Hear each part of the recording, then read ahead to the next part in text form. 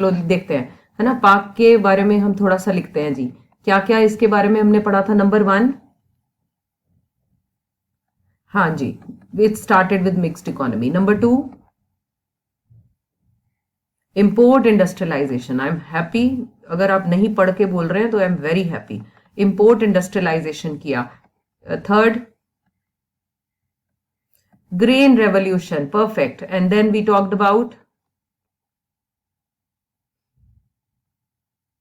हाँ, capital goods को वही डीनेशनलाइजेशन वर्ड लिख लेते हैं, बेटर है। डीनेशनलाइजेशन किया, जिसमें से कि प्राइवेट सेक्टर को पब्लिक सेक्टर में कन्वर्ट किया गया।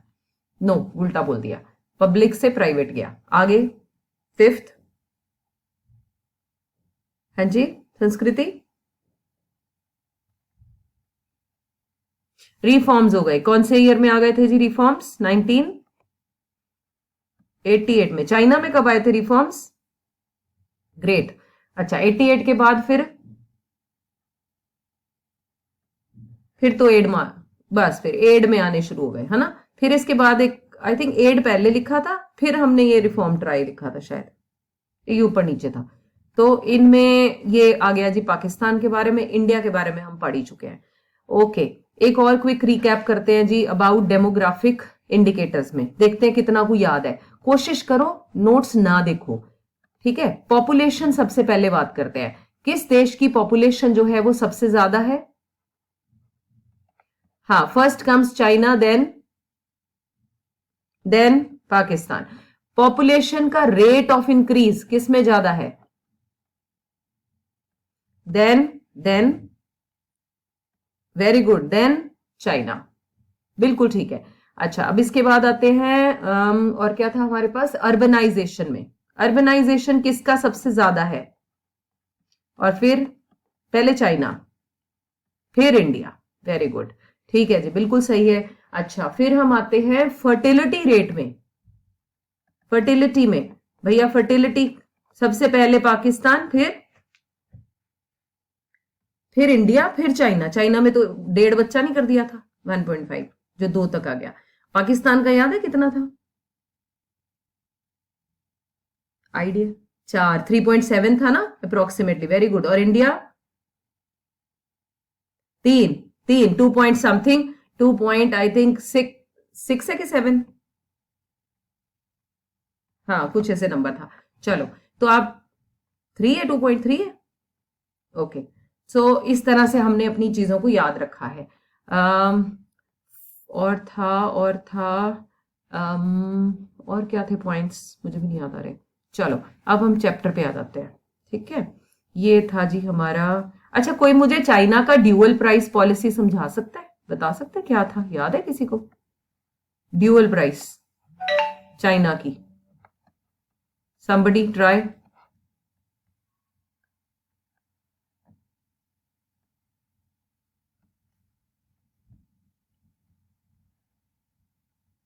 हाँ, मतलब इसको आप ऐसे मत लिखना, क्योंकि किसी नोट्स में ना नेसेसिटी और लग्जरी वर्ड नहीं लिखा। बट हाँ, there are certain goods which will be determined by government, okay, and the rest will be मतलब left on market forces. So good, so this is called dual price policy, बिल्कुल ठीक है जी।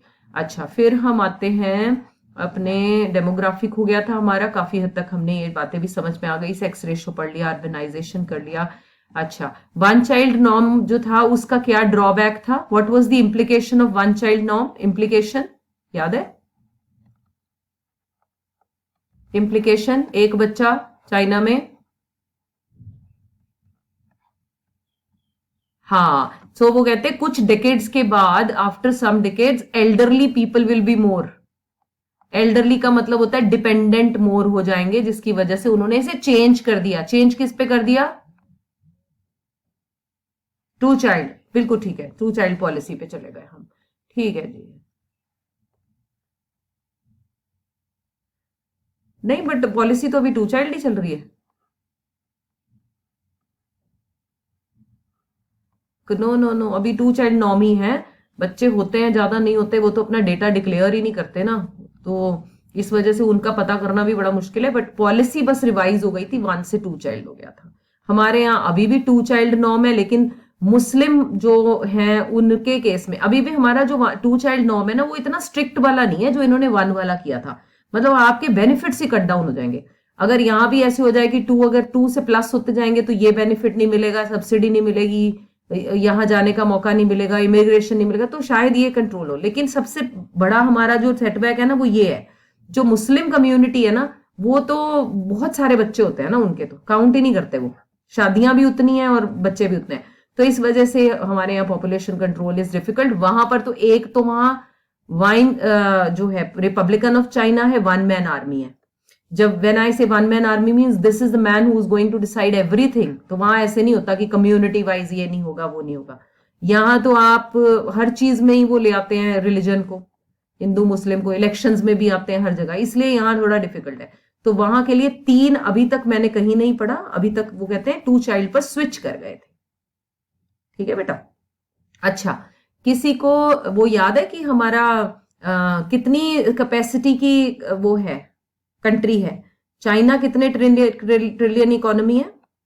Anybody remember? 19 point something. और India नहीं, 8.07 है शायद, check करो। और Pakistan,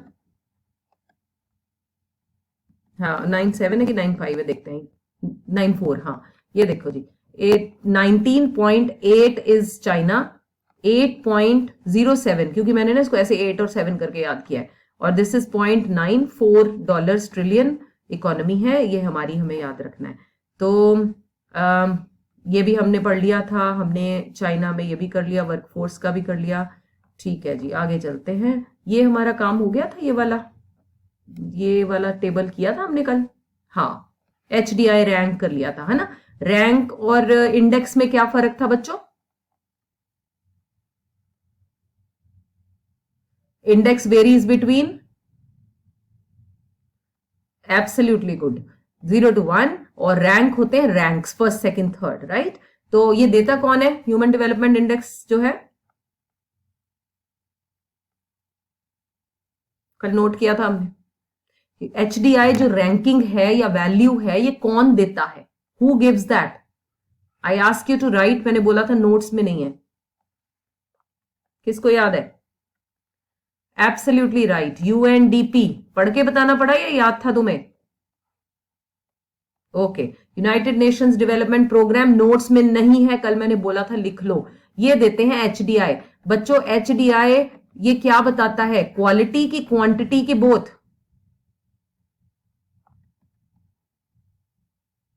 quality quantity both. Yes, when we say development, it includes both growth as well as standard of living.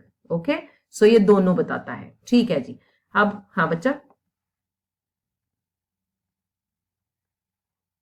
हाँ हाँ हाँ, दोबारा से सुनते हैं। देखिए, जब हम कहते हैं क्वांटिटी, तो क्वांटिटेटिव एस्पेक्ट होते हैं जिसमें कि इट्स समथिंग लाइक, अगर मैं आपसे कहूं कि मेरी क्वांटिटेटिव एस्पेक्ट चेक करो लाइफ का, तो आप पूछोगे मैम आपकी सैलरी कितनी है, आप कितना अर्न करते हो, आपके घर में कितनी इनकम आती है, रेंट से तो नहीं आती, इंटरेस्ट से तो नहीं आती।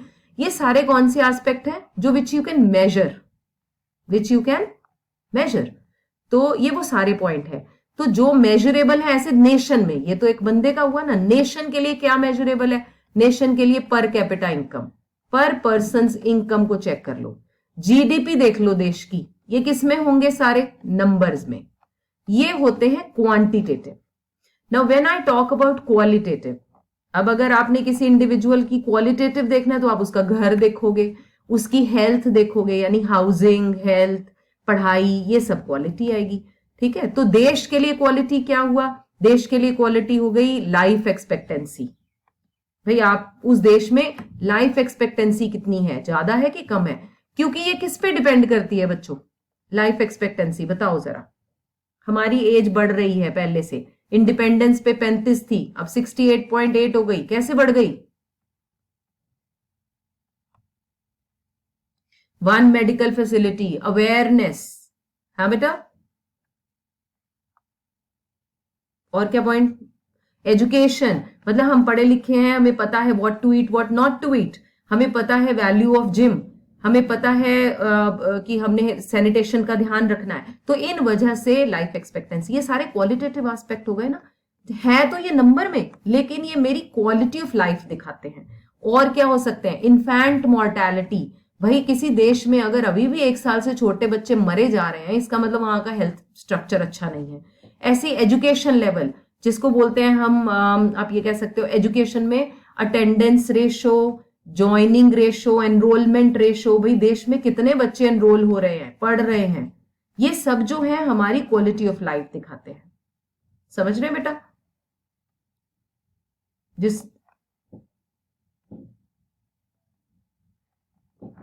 हाँ, क्योंकि उनकी standard of living is poor ना, तो क्वालिटी खराब है बिल्कुल।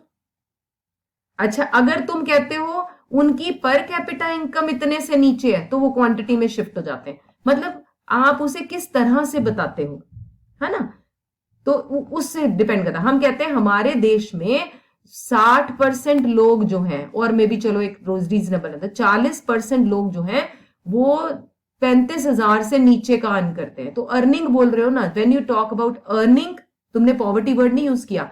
हमारे देश में मेजॉरिटी लोग इतना अर्न करते हैं, तो तुम उनकी क्वांटिटी बता रहे हो, क्वांटिटेटिव एस्पेक्ट। जब आप कहते हो हमारे देश में 30% से ज्यादा लोग स्लम एरिया में रहते हैं, अब आप क्या बता रहे हो उनकी? यस, सो ये दोनों एक दूसरे की जगह भी यूज हो जाते हैं। इसकी अब तुम्हारी जेब में कितने पैसे आते हैं, इसी से तो डिटरमिन होता है कि तुम कैसी स्टैंडर्ड ऑफ लिविंग रखते रहते हो। सो ये सेपरेट नहीं है, बट हाउ डू यू से, that depends upon quantity and quality. If you say my income is this much, so you are talking about your quantitative aspect. If you are saying कि भाई I want this job responsibility, या मेरा घर ऐसा बना है, posh area में रहते हैं, अब आप अपनी क्वालिटी दिखाने की कोशिश कर रहे हो। So it depends upon the term, poverty term is quality. चले आगे, ग्रेट। तो यहां तक हो गया था। फिर हमने ये कंपैरिजन पढ़ना था। ये वाले पूरे हो गए थे, ये वाले, हाँ ये तो हो गया था। हाँ, इसकी रीडिंग रहती थी, है ना, बस।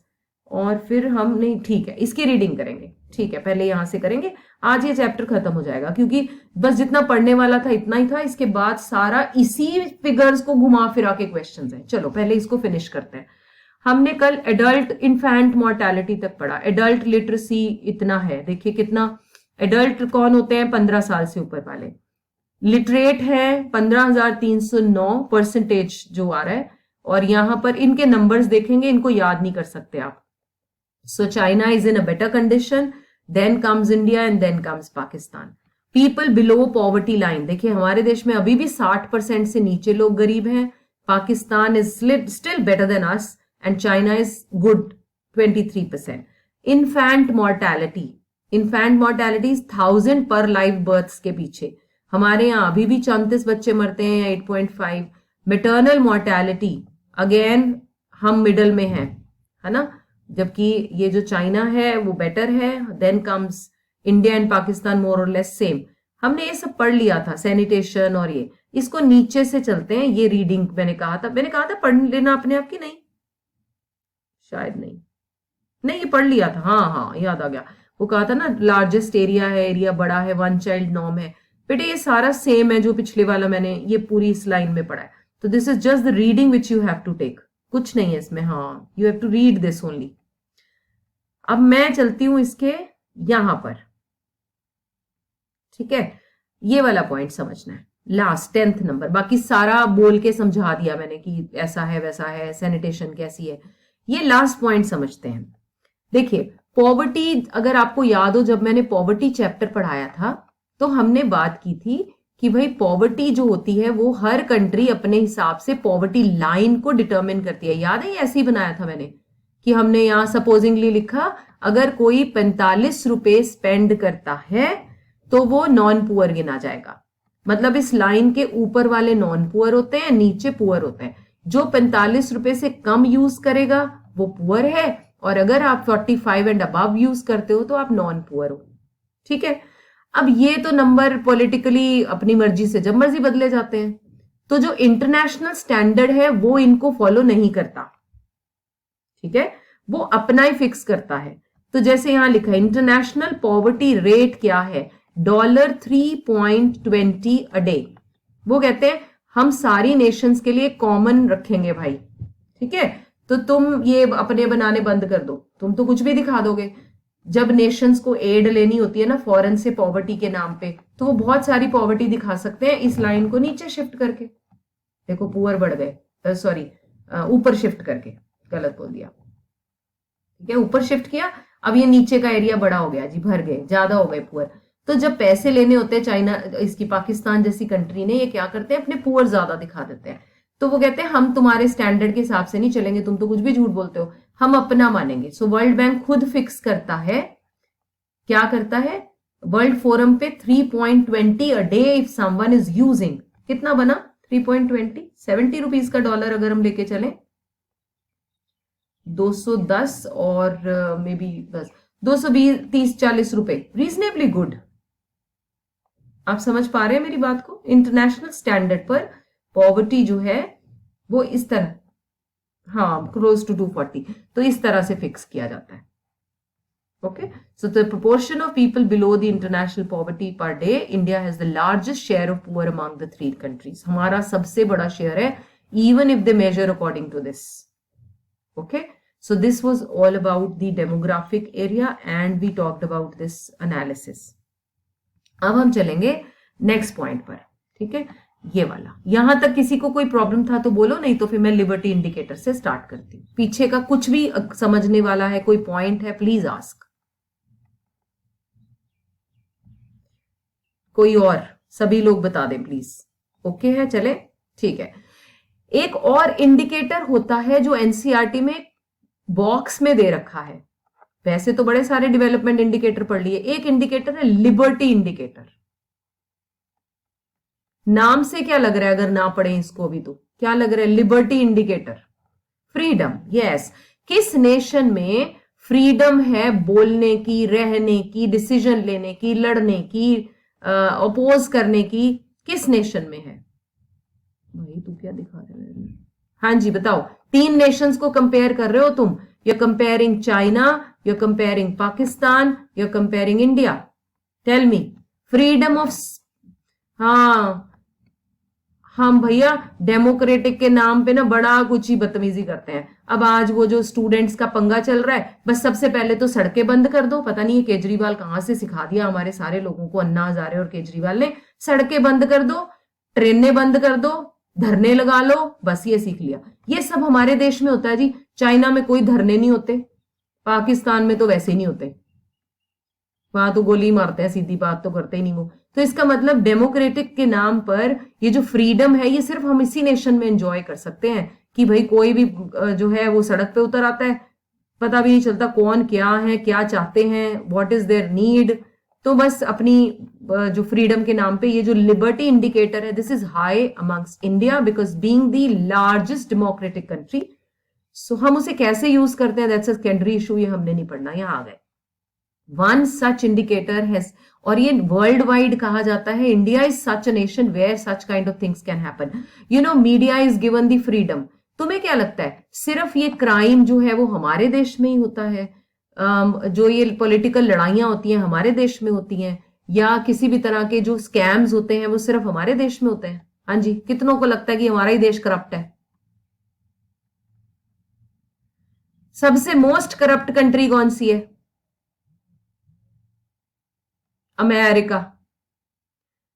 सबसे ज्यादा क्राइम रेशो कहां है? अमेरिका। और पूछती हूं तुमसे, सबसे ज्यादा मीडिया को दबा कर रखा जाता है, सिर्फ वो ही न्यूज पब्लिश होती है जो गवर्नमेंट परमिट करती है, कौन सा नेशन है? अमेरिका। अब तुम देखो, हमारे माइंड में तो अमेरिका भगवान था, ले अमेरिका ही चले जाओ, बड़ा अच्छा है। कितने सबसे ज्यादा क्राइम रेशो है वहां पर, crime rate, and you have, और मीडिया को स्नब करके रखा जाता है। ये तो जब ये प्रीवियस प्रेसिडेंट कौन था, मैं भूल गई, slipped out of my mind, who was the previous president? Trump. Trump की तो खुलेआम लड़ाई हो जाती थी मीडिया वालों से, खुलेआम। देखिए बहुत बार नोटिस किया। उससे पहले वाले सेंसिटिव लीडर्स थे थोड़े, तो वो संभाल लेते थे। ये तो सीधा ही बोल देता था उसको, मीडिया वालों को, कि तुम जरा प्ले करना बंद करो और ये जरा तुम्हारी ये न्यूज नहीं चलनी चाहिए ओपनली। इफ यू वॉच दो मतलब मीडिया चैनल अगर आप फॉरेन के देखे तो कहीं कहीं ग्लिम्स दिखा भी देते हैं, पर वहां पर ये सब कुछ रिपोर्ट ही नहीं किया जाता, क्योंकि उनको मेजर प्रोड्यूसर बनना है, पावर बनना है। अगर पावर ही ये दिखाए कि हम बदतमीज हैं, who will follow? No one. So हमारे यहां तो anybody can get up and speak, any stupid person will stand up and speak. वो कन्हैया जैसे बंदे खड़े हो जाते हैं, जी देश हमारा ये है, बेकार है, जेएनयू में पता नहीं क्या, ये सब यही हो सकता है। और यहीं पर एक मीडिया फ्रीडम है कि आप कुछ भी कर सकते हो। पॉलिटिकली भी बड़ा कुछ होता है, बट यस, फ्रीडम। तो ये यहां कह रहा है कि भैया इसको actually the extent of democratic participation in social and political decision making को हम इस इंडिकेटर में गिन रहे हैं। Some obvious indicators like liberty indicator measure of extent of constitutional protection given to rights of citizens or the extent of constitutional protection of the independence of judiciary and rule of law have not been introduced so far. एक और बात, अगर किसी ने history पढ़ी हो, जिनके बच्चों के पास इसमें ह्यूमैनिटीज में हिस्ट्री है या पॉलिटिकल है, वो भी बता सकते हैं। ये जो वोट का राइट मिला, पहले तो मेल ही वोट करते थे, females had no right to vote. ये कौन सी कंट्री में था? अगर मैं सिर्फ इंडिया, चाइना, पाकिस्तान ना कहूं, फॉरेन की भी बात कर रही हूं, तो तुम्हें पता है पहले अमेरिका में भी females were not suppose to right, they had not given the right to vote. Not even in America, Russia, you talk about North America, ये बहुत सारे नेशन सारे मेल डोमिनेटिंग थे, तो इनको राइट्स नहीं दिए गए थे। तो यहां पर वो बात कर रहा है लिबर्टी इंडिकेटर्स में आपको कॉन्स्टिट्यूशनल राइट्स की भी बात है, आपको राइट टू स्पीच की बात भी है, आपकी सोशल पार्टिसिपेशन भी है, आपकी पॉलिटिकल पार्टिसिपेशन भी है। आपको मेरी बात समझ में आई? लिबर्टी इंडिकेटर में क्या क्या कवर होता है? ओके, कोई क्वेश्चन यहां से हो तो बताएं, नहीं तो आगे चलते हैं। ये मैंने ना कुछ मीनिंग्स यहां लिस्ट कर दिए, क्योंकि ऊपर जो इंडिकेटर्स थे वहां पर मीनिंग नहीं लिखे हुए थे कि HDI क्या होता है, यहां लिखा है। लाइफ एक्सपेक्टेंसी क्या होती है, इन्फेंट मोर्टेलिटी का मीनिंग क्या है। वैसे ये हम पहले चैप्टर में डिस्कस कर चुके हैं, बट स्टिल यहां पर मीनिंग दे दिए गए, बाय चांस अगर कोई एक मार्क में मीनिंग आता है। अब इस क्वेश्चन, पूरा चैप्टर हमारा खत्म हो गया। अब जो लास्ट के क्वेश्चंस हैं ये एनसीईआरटी में नहीं है, मैंने आपके लिए डाले हैं, क्योंकि ये एनालिसिस बेस्ड है और पेपर में एनालिसिस बेस्ड क्वेश्चन आएंगे इंडियन इको से। ओके, एनालिसिस जैसे कि यहां खत्म हो जाता है आपका चैप्टर, वहां पर देखेंगे तो। अब मैंने इसको ये डाला कि आपको पेपर में वो ऐसे ना डाल के कि चाइना के बारे में ही सिर्फ बताओ, इंडिया के बारे में ही सिर्फ बताओ। वो कहेगा बताओ how China is better than India, यानी कंपेयर बोथ द कंट्रीज, और बताओ how this country has an edge over India. देख रहे हो इधर, why does China have an edge over India.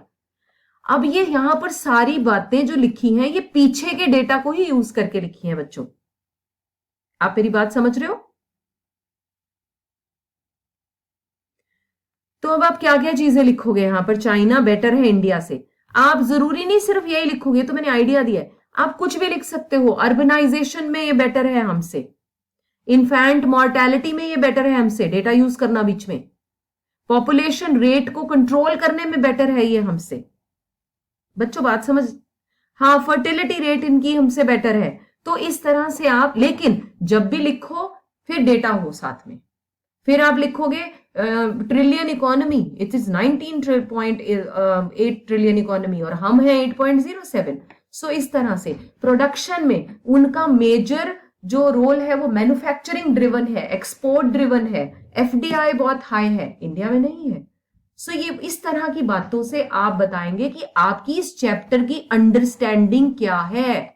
बच्चे समझ में आई? ये चैप्टर लर्न में कुछ नहीं है, सिर्फ आप the way you give your answer. देखो अब मैंने क्या लिखा है, the Chinese reform process began more strongly. अब रिफॉर्म इनका तो भैया 1978 में आ गया, ये बहुत अच्छा इफेक्टिव रहा, हमने थोड़ी लेट किया, तो इसलिए ग्रोथ प्रोसेस इनका जल्दी शुरू हुआ, हमारा थोड़ा देर से। सो लिखा है it is more strongly and comprehensively during 1980s. At this time, India was in the midstream of rather slow growth process. भाई जब ये रिफॉर्म कर रहे थे हम दुखी थे, हम 1980 में तो हम मुसीबत में शुरू हो गए थे, तो हमारा स्लो डाउन शुरू हो गया, इनकी ग्रोथ शुरू हो गई. By then, rural poverty in China was declining by 85%. तो भैया इस ड्यूरेशन में अगले 78 से 89 में चाइना में पॉवर्टी रेट कम हो गया, और इंडिया में ये रेट 50% से कम हुआ, वहां 85% से कम हुआ. Again it's an achievement. China has an edge over India.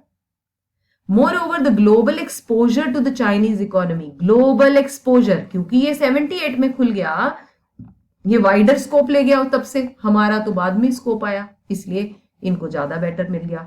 China export driven manufacturing करता है और एक्सपोनेंशियल ग्रोथ है. India continues to be a marginal player. आप समझते हैं मार्जिनल प्लेयर?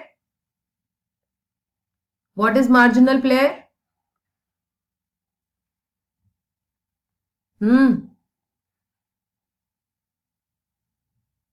नहीं, मार्जिन पे खेलता है, छोटा मोटा गेम. मार्जिनल प्लेयर है. एक होता है मेजर प्लेयर, एक होता है मार्जिनल प्लेयर, एक होता है माइनर प्लेयर. माइनर मतलब थोड़ा सा कंट्रीब्यूशन, मार्जिन मतलब ठीक ठाक, और मेजर प्रोपोर्शन जो है प्रोडक्शन का वहां होता है. हमारे यहां तो मार्जिनल प्लेयर है, छोटे मोटे. फिर आ गया पाकिस्तान का भी तो पूछ सकते हैं. ये वाली गवर्नमेंट ये क्वेश्चन नहीं डालेगी कि पाकिस्तान हमसे कैसे बेटर है. हाँ, इंडिया कैसे बेटर है पूछ सकती है, बट चलो फिर भी हमारा मैंने लिस्ट डाउन किया हुआ है. पाकिस्तान हमसे बेटर कहां कहां था, कहां कहां था, याद है तुम्हें? किस किस चीज में बेटर था? Very good. और अर्बनाइजेशन में हमसे बेटर था. ऐसे पीछे वाला ये जो टेबल है ना, सामने रख लेना, बस सामने रख के देख लो किस किस चीज में बेटर. यहां खोल लो, इन्फेंट मोर्टेलिटी खोल लो, है ना, वो तो हमसे वर्स्ट है. तो जो जिसमें ये हमसे बेटर दिखता है बस वो बता देना उसको, भाई इसमें बेटर था, है ना.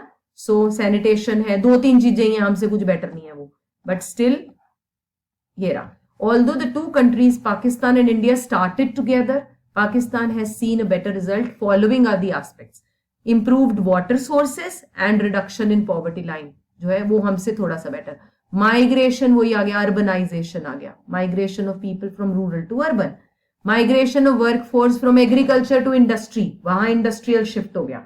तो ये 2-3 पॉइंट्स हैं. ये क्वेश्चन 99% नहीं आएगा, चलो 90% नहीं आएगा. ये आ सकता है इंडिया पाकिस्तान से बेटर क्यों है, क्योंकि वो हो सकता है गवर्नमेंट चाहती हो आपको जानना कि भाई हम उनसे बेटर क्यों है. पाकिस्तान का वैसे मुझे कभी भी नहीं लगता कि ये वाली गवर्नमेंट कभी पेपर में नाम भी डालेगी, क्योंकि हम उन्हें भाव नहीं देते.